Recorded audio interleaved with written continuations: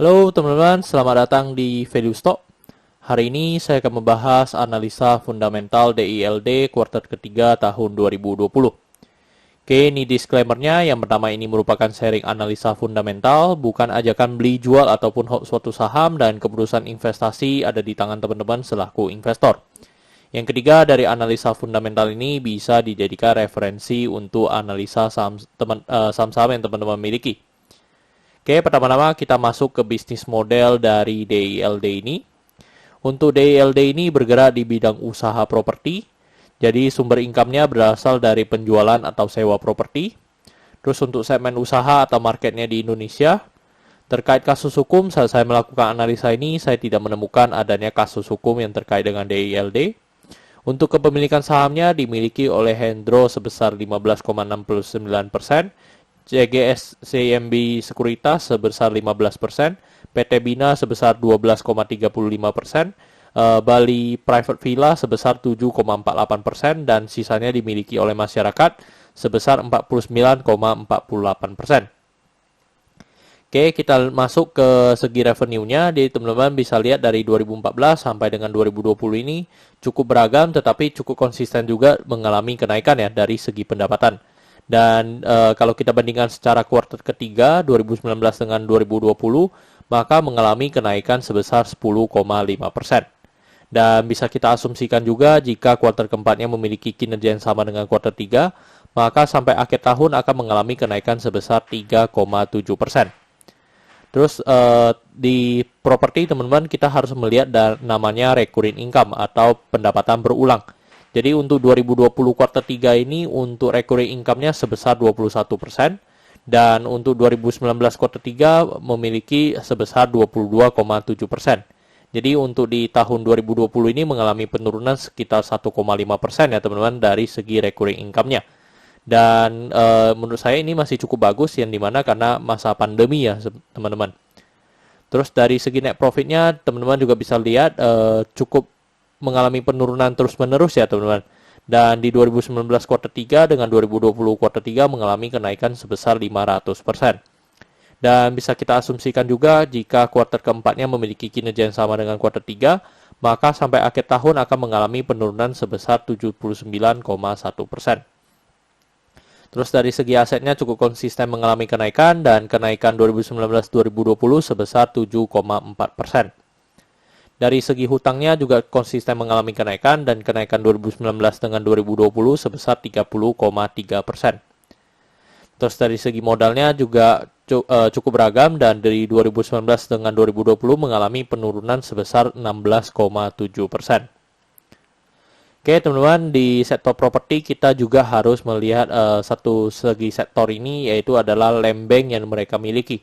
Jadi untuk land bank dari DILD ini atau Intiland ini memiliki sebesar 2043 hektar. Jadi dan itu bisa katanya bisa mampu bertahan sampai 20 tahun ya teman-teman. Jadi ini adalah land bank-nya, teman-teman bisa baca langsung ya. Terus untuk ini berikutnya adalah dari summary laporan keuangannya dari 2014 sampai 2020. Dan di sini saya akan banyak membahas tentang rasio keuangannya. Yang pertama ada NPM.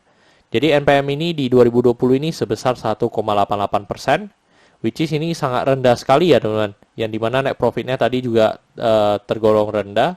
Dan kalau kita bandingkan dengan 5 tahun terakhir atau 6 tahun terakhir dari 2014, itu NPM-nya selalu mengalami penurunan ya teman-teman. Jadi tadi bisa juga dilihat dari net profitnya yang selalu mengalami penurunan. Dan kalau kita bandingkan dengan sektor properti yang lain, rata-rata untuk NPM properti itu biasanya sekitar 15% ke atas ya teman-teman. Jadi ini kalau jika di hanya 1,88%, which is ini juga sangat kecil. Terus dari NPM ini membuat EPS-nya hanya di 5. Dari 5 ini membuat pernya menjadi 43,44. Jadi sebenarnya kalau dibandingkan dengan sebelumnya yang 10,76, itu sebenarnya dari segi harga tidak mengalami perubahan jauh, tetapi dari EPS yang sangat kecil membuat pernya menjadi sangat tinggi. Terus dari segi book value-nya di 577, dan kalau kita bandingkan dengan harga sekarang di 220, maka kita bisa mendapatkan PBV-nya di 0,38 kali, which is kalau kita bandingkan dengan sebelum-sebelumnya juga memang selama 4 tahun terakhir untuk PBV dari DLD ini tidak pernah mencapai 1. Dan pernah mencapai 1 pun hanya di 2 tahun, yaitu di 2015 dan 2016. Terus dari segi DER-nya di 1,65 kali, which is ini udah di atas 1 ya teman-teman dari segi hutangnya. Which is ini kurang bagus kalau dari indikator yang saya anut.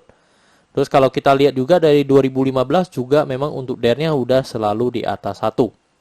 Terus untuk ROE-nya di 0,88%, which is ini juga di bawah 9% yang saya anut. Dan dari histori selama 2014 sampai dengan 2020 pun memang tidak pernah mencapai 9% dari segi ROE-nya. Terus dari segi ROA di 0,33%. Oke teman-teman, saat video ini dibuat untuk harga DLD ini di 220. Dan dari analisa fundamental saya bisa mendapatkan nilai intrinsic value DLD ini sebesar 300. Jadi memiliki margin of safety sebesar 36%. Oke teman-teman, ini adalah kesimpulannya. Yang pertama dari produk dan jasa saya berikan status oke, karena saya melihat perusahaan ini mampu bertahan 5-10 tahun ke depan. Untuk GCG saya berikan status oke, tetapi dalam consideration ya teman-teman. Karena di sini saya melihat untuk pemegang sahamnya tidak memiliki yang mayoritas ya, yang langsung memegang 50%. Tetapi memang dibagi menjadi 4 atau 5 PT dan di mana memang bagi-bagi, tetapi memang mereka semua pengendali ya. Jadi ini oke secara consideration. Dan yang kedua adalah memang mereka tidak memiliki kasus hukum. Untuk dari segi revenue dan net profit saya berikan status oke karena mengalami kenaikan. Untuk aset saya berikan status oke karena mengalami kenaikan. Untuk liability saya berikan status no karena DER-nya sudah di atas 1. Untuk book value saya berikan status oke karena harga jual sekarang di bawah harga book value-nya. Terus untuk sektor saya berikan status oke karena mereka punya land bank yang cukup besar yang mampu bertahan 20 tahun. Untuk ROE saya berikan status no karena di bawah 9% atau 2 kali bunga deposito yang saya anut. Untuk margin of safety saya berikan status oke karena masih positif. Untuk dividen saya berikan status no karena selama 3 tahun terakhir mereka sudah tidak pernah membagikan dividen kepada investornya. Oke teman-teman, jadi kesimpulannya adalah 8 dibanding 11. Dan pertanyaannya adalah apakah saya akan membeli saham DILD ini? Teman-teman, untuk sementara mungkin saya masih WNC ya untuk DLD ini, karena saya perlu observasi lebih lanjut untuk apakah saham ini punya potensi naik atau mereka punya project ke depan yang seperti apa. Oke teman-teman, saya rasa cukup sekian untuk video kali ini. Jangan lupa untuk like dan subscribe. Jangan lupa juga untuk follow saya di Instagram saya di royken13. Dan jika teman-teman ada kode saham yang ingin saya buatkan analisa seperti ini, silakan tinggalkan di kolom komentar untuk kode sahamnya. Dan nanti teman-teman saya akan buatkan listnya dan teman-teman bisa vote di situ mana-mana saham yang ingin saya cover terlebih dahulu. Oke teman-teman, see you in the next video. Bye-bye.